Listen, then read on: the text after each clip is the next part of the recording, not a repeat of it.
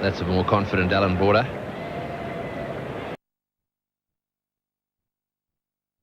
Border on 2 now, Valletta 16. 2 wickets fell before lunch, and we've had a wicket fall since the lunch break. Wood was out to a rearing delivery from Ambrose, which ended up going off the glove into the gully, which brought Border to the centre.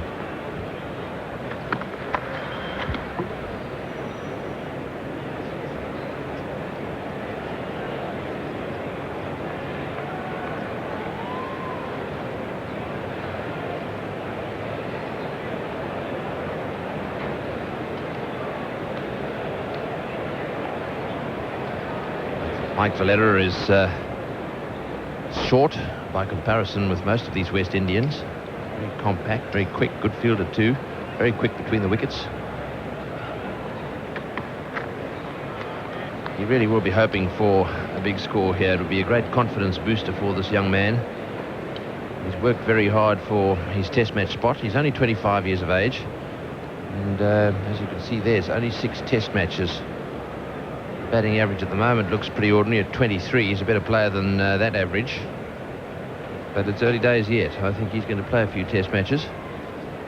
But in order to do that, he's going to have to be relatively successful against these West Indians to keep his place in this side. A lot of pressure for batting spots. A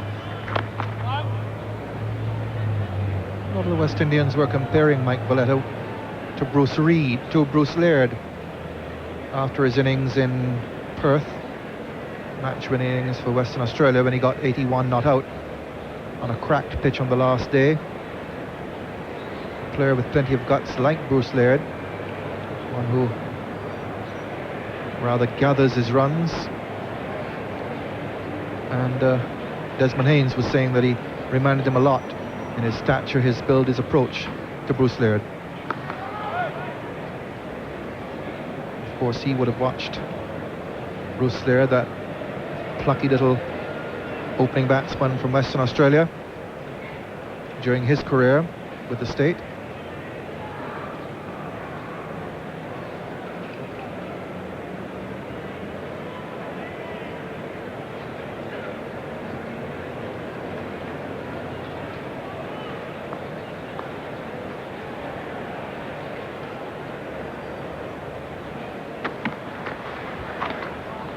Marshall's full of interesting theories. That's the end of his over, 3 for 71. Adjudicating that Alan Border had hit that one with his glove. Well, he did well to reach that one. And he'll pick up 2 and possibly a third. They're coming for it. Very wide ball from Marshall, who really hasn't got any control at all in the second spell after lunch.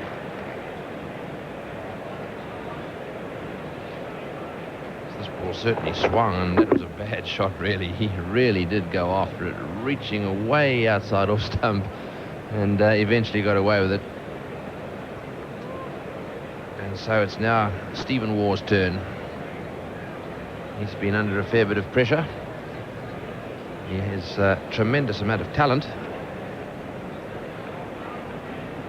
Can this be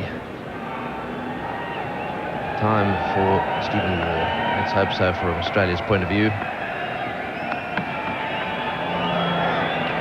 Well, he would have stayed in the pavilion and watched David Boone do the same thing, padding a ball away which came back into him. Luckily it lifted. Yes, that was a beautiful delivery, and it certainly had Stephen Waugh completely foxed. I think he thought the ball was going to swing away. Having said that, there's always a little bit of bounce in these Australian wickets, and so it probably was going over the top anyhow.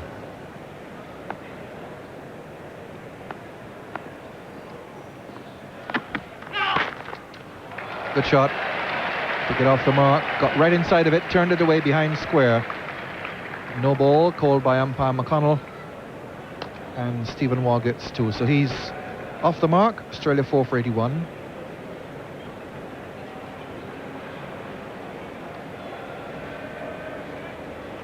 That ball certainly still swinging around for Malcolm Marshall.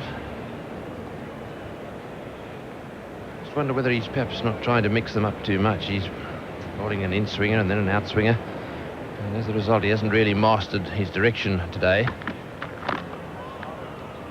It was better. Bang on target. And that's where he wants to be for the new batsman, not to give him any chance of getting a sight of the ball wide. No chance to settle in. Be right at him from the beginning. Testing time here for Steve Waugh. Disappointing tour of Pakistan. Some doubt in some minds over whether he would have held his place in this Australian team.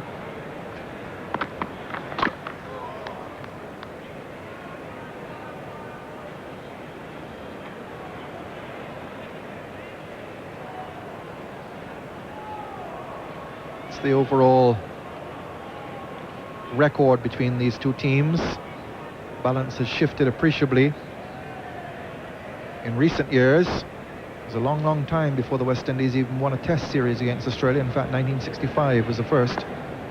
West Indies have now won 9 of their last 16 tests. That's a beautiful delivery. It must have gone between the stumps. Dujon certainly thought it was bowled. And he fumbled it. That was a mere coat of varnish from the stumps. Did he nick this one? That's the question. I think he might have done. And if he did, he was dropped. But it was a little difficult to pick up there. The reaction of the bowler would suggest that he thought it had bowled him. I think they all thought it was that close that it was going to hit the off stump. Couldn't pick up any deflection.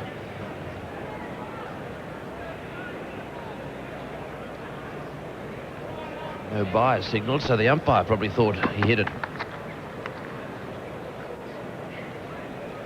4 for 82.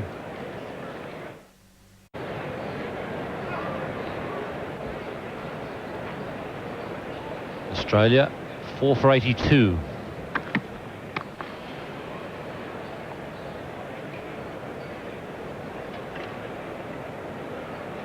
Richie Benno just mentioned it's been a good spell from Curtly Ambrose. His spell since lunch, 5 overs, 3 maidens, 2 for 8. In all, his figures show 3 for 26. He got Jeffrey Marsh out just before lunch. That was his first wicket. 2 for 8 from 5 since lunch.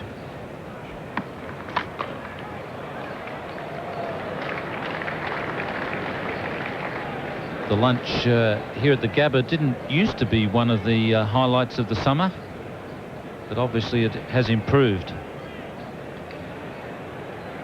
Certainly agrees with Curtly Ambrose, whatever they're serving at lunch here at the Gabba.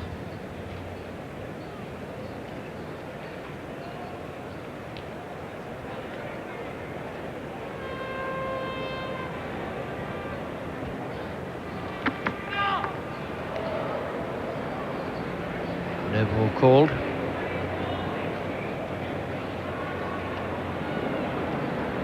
I don't know what they serve for lunch these days to the players, but it used to be the almost inevitable salad with little tinned fruit and some custard or ice cream, something like that. Some players don't bother eating lunch. Some will have plenty.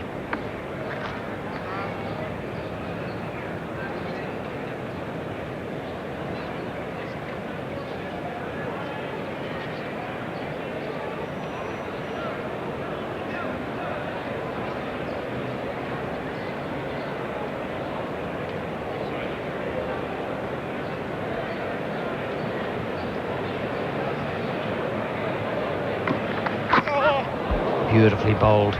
Almost did him with the inducker, and Marshall was half up there. A lovely piece of bowling. This is a very thoughtful bowler as well as a very fast bowler, Malcolm Marshall.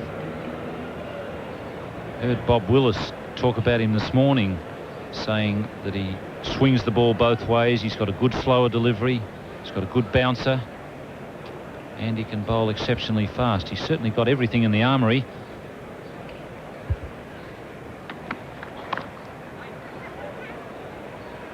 But most importantly, he's always thinking, always planning. I think that's one thing that you should remember about the West Indies. We talk a lot about the fact that they've got a great pace attack.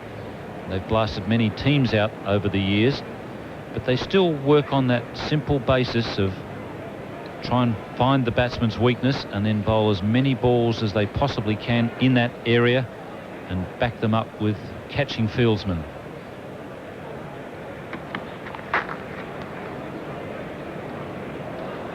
It's 4 for 83.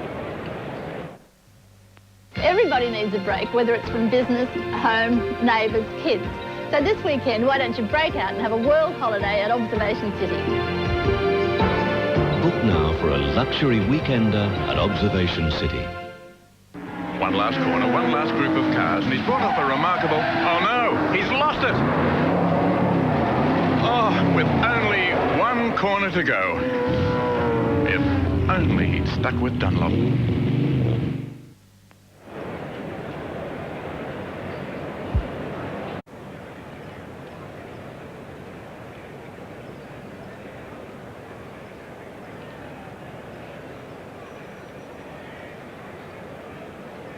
.38 overs gone. 27 to Marsh, 10 to Boone, 6 to Wood and 4 to Border. And one more to the total, I should think. Well, it says that the batsman should be able to reach the ball from a position where he's taken up his normal stance. Stephen Waugh could have handled that all right with a 9-foot bat.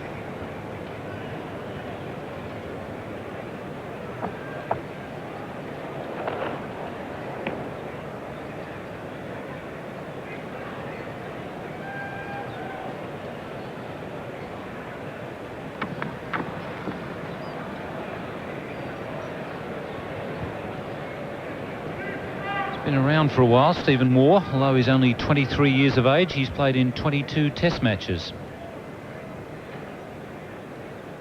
He's got 750s, but hasn't yet made a test century. Says it doesn't bother him, except when people ask him why he hasn't made a test century. 79 not out as his top score.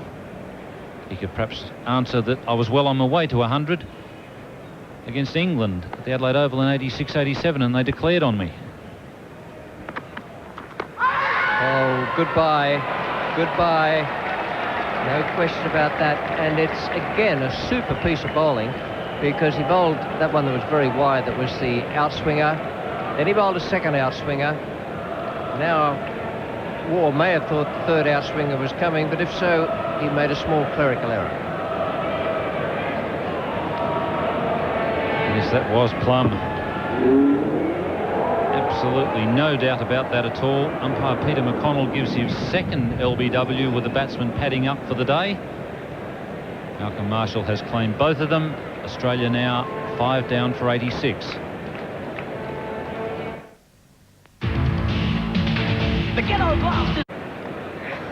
You wouldn't quite mark this down as the ideal moment to make your batting debut in Test match in Australia, but Ian Healy is out there with the job to do.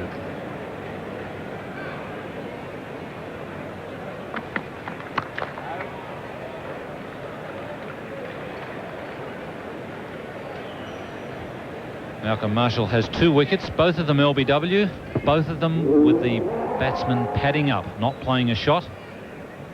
Why batsmen would choose to do that when they know that this man has a marvellous in-swinger, not sure that I could explain. Stephen Waugh looked a little surprised when he was given out.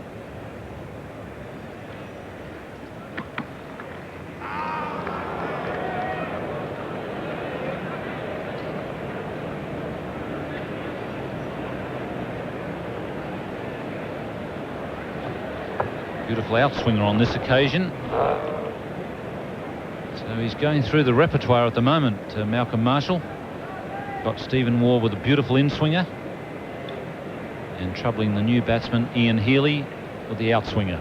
That one even got Viv Richards.